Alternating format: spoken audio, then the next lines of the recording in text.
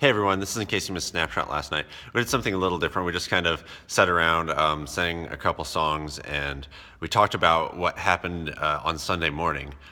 We had 7 students get confirmed, and 3 of them got baptized because they'd never been baptized before.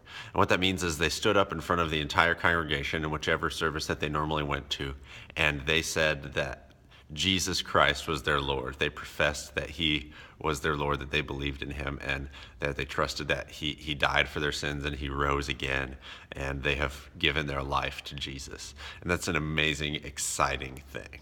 So there's something that we do here when someone gets baptized, and it is we give them a shoe like this, a nice, awesome white Chuck Taylor, and we let everyone sign it, and we have their name and their baptism date right there, because we want people to remember that they've been baptized, and also it's a great picture of what Jesus does for us. Here are some gross, nasty Chucks. I mean, they're nasty. They smell bad, too. And I've had these since high school. And to me, they represent what my life was before I knew Jesus, because I didn't always know Jesus, right? I mean, it was falling apart. It was gross. It was rotting. It was covered in muck, all the sin and stain and grossness of just me being selfish and an angry person. That's what my life was. It was a stinking mess, and that's what it looked like before God, right? God thinks of sin that way. He sees it, and he's like, that's disgusting. And I mean, look at these shoes. Like, you wouldn't, pick these up off of a shelf and pay $60 for them, would you? You wouldn't be like, those are my shoes, right? It's not the kind of life any of us want to have, but it's what our life looks like without Jesus, right? It's filled with selfishness and sin, and the results and the causes of it make us fall apart, get disgusting. It's gross. But as soon as we trust in Jesus and we say, Jesus, I know I've sinned, please forgive me, he gives us his righteousness. He makes us white as snow, it says in the Bible. And a good Bible verse for us here is 2 Corinthians chapter 5, verse 21. And it says, for God took the sinless Christ and poured into him our sins. Then in exchange, he poured God's goodness into us. Right? Jesus took our nastiness and gave it away. He took it on himself, and he gives us his perfection and his righteousness. So when God looks at us, he doesn't see our old, stinky, sinful selves. He sees the righteousness of Christ.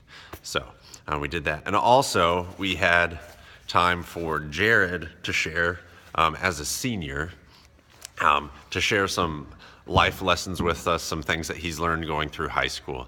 And he said the biggest thing was to stay true to yourself.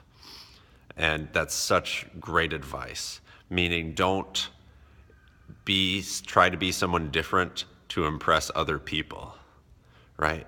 Be who you are. Be who God made you to be. Run after God. God knows who you're supposed to be. Like the things that you like, the things that you enjoy that other people might find weird, God's not going to find that weird. He made you that way, right? So don't try and be someone you are not to fit in with a certain crowd, because as Jared and all the other high schoolers were talking about, that doesn't last that long. It's over after high school, those things that those people care about, and they have to find other stuff to jump onto. But if you just stay true to who you are and who God's made you to be, you'll live a good life. So also, keep an eye out when you come in the youth room. Another thing we do with Chucks is when our seniors leave, we have them write their name on them, and we throw them up over one of the rafters here in the youth room, because where I come from, if somebody left town or somebody wanted to remember something super great, they would take a pair of their shoes and throw them up there, and that'd be kind of a way to remember them by. So that's how we remember our seniors and people who go out and do other things, is we put them up there. So they're above the drum set. So we can remember Jared when we see those. So hope you guys have an awesome week. Good luck getting ready for finals. You're amazing. We love you. God bless.